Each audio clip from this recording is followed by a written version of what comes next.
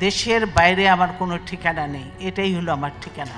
এই দেশ, এই দেশের মাটি, মানুষই আমার সব কিছু, কাজে আমি দেশের বাইরে যাব না। আসসালামু আলাইকুম রহমতুল্লাহ।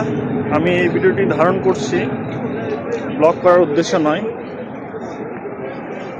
এটা একটা আর্কাইভ করার জন্য।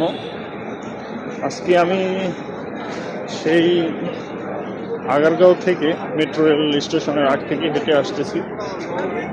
আমার মতো এরকম লাখ লাখ মানুষ দেশের নানা প্রান্ত থেকে হেঁটে আসছে। তার কারণ একটাই, জানাজায় শরীক হওয়া। গতকাল 30 ডিসেম্বর দীর্ঘদিন চিকিৎসাধীন অবস্থায় এভারকেয়ার হসপিটালে বাংলাদেশের স্বাধীনতার ঘোষক, বীর মুক্তিযোদ্ধা, বীর উত্তম শহীদ প্রেসিডেন্ট জিয়াউর রহমানের সহধর্মিণী, বাংলাদেশের 3 বারের প্রধানমন্ত্রী, দেশনেত্রী, মানবতার মা, যাকে বলা হয় মাদার অফ ডেমোক্রেসি, আপোষহীন, যিনি কখনো অন্যায়ের সাথে আপোষ করেননি, যিনি কখনো প্রতিহিংসার রাজনীতি করেননি, তার জানাজা আজ 31 ডিসেম্বর 2025 বছরের শেষ দিন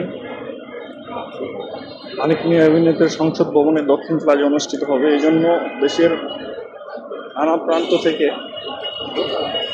লাখ লাখ মুসল্লি, তার ভালোবাসার মানুষ জানাজায় শরীক হওয়ার জন্য কষ্ট করে হেঁটে হেঁটে সংসদ ভবনের দিকে এগিয়ে যাচ্ছেন। এরকম লাখ লাখ মানুষের স্রোত আমি ঢাকায় থাকাকালীন 2 বার দেখেছি।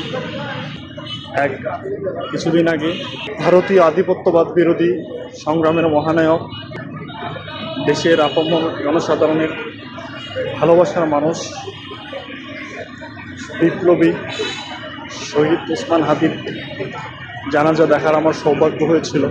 তার আগে গত বছরের 2024 সালের 5ই আগস্ট যখন স্বৈরাচারী সরকার হেলিকপ্টার যুগে 70 রাষ্ট্র ভারতে পলায়ন করে যায়, সেই সময়ে এই পথে আমি লাখো মানুষের বাদভাঙ্গা উল্লাস দেখেছিলাম। তবে আজ মানুষ উল্লাস করতে আসেনি, আজ এক বুক কষ্ট নিয়ে মানুষ আজকে জানাজায় শরীক হতে এসেছে।